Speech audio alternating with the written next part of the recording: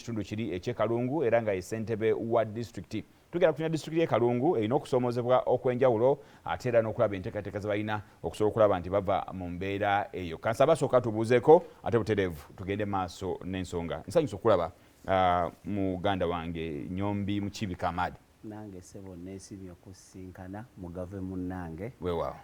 Nze Nyombi Mukiibika Amadi nga bw'ogaye ssentebe wa disitulikiti ey'ekalungu.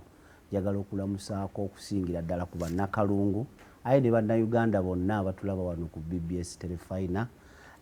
Tusaasira abo bonna mu kiseera kino abafunye obuzibu n'okusoomoozebwa okw'enjawulo naddala bw'osisinkana abaana abali erukaya ku Loditolo we muli akanyama bulijjo ne kagonja ekyamazima embeera gye balimu ya kusoomoozebwa era ndowooza ne bwe sibuuza ku muntu yenna nembuuza ku muntu omu nti Maama Prime Minister abaana abo nga mu COVID bwe walabanga abantu nti tebakola ne babaako ke babafunira abantu abo beetaaga okutunulwamu kubanga abasinga baali bakola nga n'emirimu Muganda nge Morris gye bakola ng'abamu baafuna looni alina kusasula ku weekend naye kati mwezi mulamba takola banka ebanja n'olwekyo beetaagisa gavumenti okusitukiramu ebeere ng'ebayamba ak'enjawulo.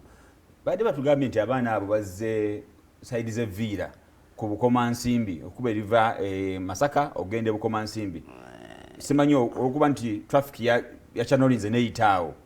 Emanyi nze bwe nali nkula e Kalongo maama wange Namatovu waliwo nagendanga ku luzzi n'aŋŋamba nti omazeeyo omwaka mulamba naye ng'omazeeyo ssaawa kati waliwo ebigambo nga byatuka waga nti baasenguse nze Rukaya awo ewa mwami Wasswa ku Loditolo Katale ninawo oba tulinawo abantu abawera 1,000 kati abantu abo 1,000 abamu balina amaka gaabwe nga bagazimba mu Rukaya n'ebitundu ebirinaanyeewo abamu balina abakyala balina abantu balabirira ab'enjawulo kati bw'ogamba nti asenguka agende mu disitulikiti endala kitegeeza okulekawo ennyumba n'okulekawo amaka gaabwe ate n'abamu bye bakozesa na buli kimu ebyennyanja obiraba biviira ddala awo kakati waliyo abaasenguka naye ku buli 100 kwasengukako abatasoba bantu babiri. Abali eri batono abangi bakyali wano abeetaaga okuyambibwa. Ate n'abamu betulaba eri nga bebaga nti bannayuganda baafuuka bagezigezi kati betulaba eri nabo bwe baalaba ng'emmotoka zijja ate abasinga beeyo nabo bateeze ab'ewaffe bali eno bakaaba banoonya kyakulya banoonya we basasula mayumba banoonya we basasula looni bali mu kusoomoozebwa. Weewaawo. Katono nnyo Kalungu eno omuntu bw'agiwulira so okutusigira ekifaananyi bweyenkana kuba otogera Kalungu amu babuzaabuzibwa tamanyi oba ali mu Kalungu tamanyi oba ali mu Bukomansimbi tamanyi oba ali mu Gomba tamanyi oba ali mu Masaka. Kituufu era tulina muno abantu baffe ab'amaanyi mu Kampala naye nga baba beeyogerako bagamba nti be Masaka naye nga bava Kalungu. Naye bw'oba oyogera ku disitulikiti y'e Kalungu bwe tubeera ku kkubo eryo erimanyiddwa nga Kampala Masaka highway bw'oba otuuse mu Lwera awo wakati oba woolaba ewalibibwa omuceere ku Zongo n'olaba naawe abantu we bali ennyo ennyama awo ku Loditolo Rukaya omanya nti awo oli mu Kalungu. Kakati ate bw'oba weeyongera ng'ogenda okutuuka ku Masaka City bw'oba otuuka ewamanyiddwa ennyo ewali ekigo ky'e Butende naye waliwo awo akagga kati awo wansi ewali ekyuma ekikola oba ekifumba emiti ekimanyiddwanga ekyambiasi awo omanya nti otuuse Kalungu waakoma. Ate bw'otambula bw'oba oyitidde mu Nnyendo bw'oba ogenda okutuuka e Bukalasaawo ku bigo oba evviira Maria awo we balima ebyennyanja omanya nti era oyingidde Kalungu n'osembera mpaka w'ogatta ku Bukomansimbi n'okugatta ku Gomba nti mu bwangu bwangu Kalungu alina amagombolola 4 mulimu eggombolola y'e Lwabenge ennene ennyo mulimu eggombolola y'e Bukulula eggombolola ya Kalungululo n'eya Kyamuliibwa aye ne tubeera ne town councils 3 ey'e Rukaya awo abantu gye bamanye ennyo ey'e Kalungu wali ekitebe kya district n'ey'e Kyamuliibwa oyo ye Kalungu. Kalungu ono bw'omwogerako njagala katono nnyo okutunuulira ensonga ebaddewo eya Katonga.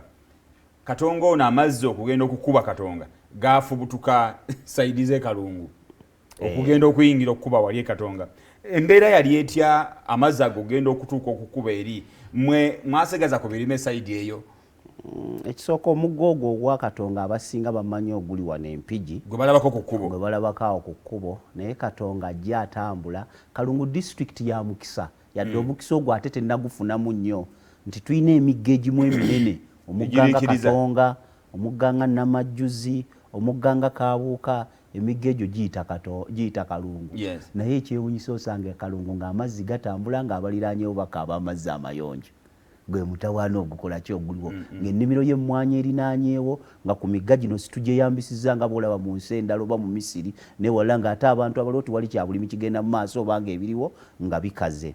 N'olwekyo nga bwe ngambye nti tuli ba mukisa tulina emigga kati n'omugga ogwo Katonga gutambula gulina we gutuyitiramu we twawula Kalungu ne Gomba ng'ova e Bugomola abamanyiiwo emiwuula ku kkubo eryo eriva evira Maria erijja ligwa e Kabulasoke. Kati awo wakati awo waliwo Katonga era Katonga oyo naye yagwamu yenna era olwayo abantu baffe bwe baba basomokawo basomokera ku bwato okuva e Kalungu ogenda e Gomba okozesa lyato era abantu olwaleero ate ab'amaato bano bafuuse bantu bazibu nti abantu bakuggyako ssente okusinziira ku wewenkana. Kati bw'obeera nga muganda wange awo Morris Boy bagga nti gwe kakati ojja kusalira 5,000.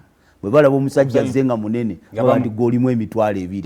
Bwe balaba piki nga bagaawe bati naye amazzi gajja gatambula. Naye kitwewuunyisa nti ate bw'otunuulira mu kitundu kyaffe n'obulimi nga bwe buli nti e Kalungu tulima nnyo tulunda nnyo nti ate amazzi enkuba tiyabadde nnyingi. Naye omugga ogwo olw'okuba nti nga Abaganda bwe bagamba nti oli mu kulya Katonga ajjula si lwe lusoose Katonga okutambula bw'ati. N'olwekyo ffe tulina okwewuunya ng'abakulembeze nti ekisinga obulungi kuba kugema so okuwonya nti olw'okuba Katonga oyo twayituulira nti atera okujjula wandibaddewo enteekateeka ekolebwa olutindo olwo ku makubo agabiri Kalungu ne Gomba ne wano ku Mpigi nga singa ali bajjudde nga tasobola kutuuka gye tuli kuba abantu Mukama yatuwa amagezi nti ffe tusinga ebirala naye ekintu ekyo tekirowoozeddwako.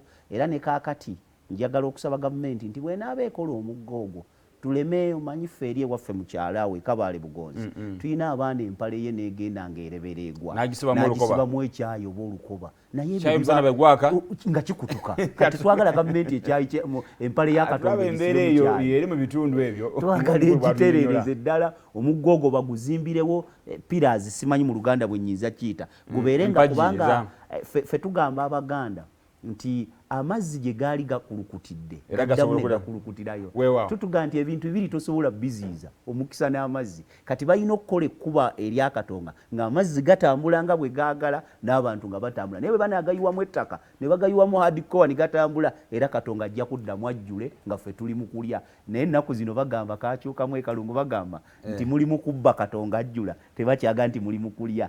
Embeera si nnungi ne tugenda kuwumulamu bwe tudda nkyali ne mukulu Kamadi ono tugenda kwogera ku nsonga nnyingi era okuli n'enteekateeka oba oliawo eziragibwawo nga ziteekebwawo okusobola okulaba nti ate embeera esobola okukyukamu eby'entambula ate n'embeera z'abantu aba bulijjo mu kitundu kino ekya Kalungu. Tukomawo tovaawo.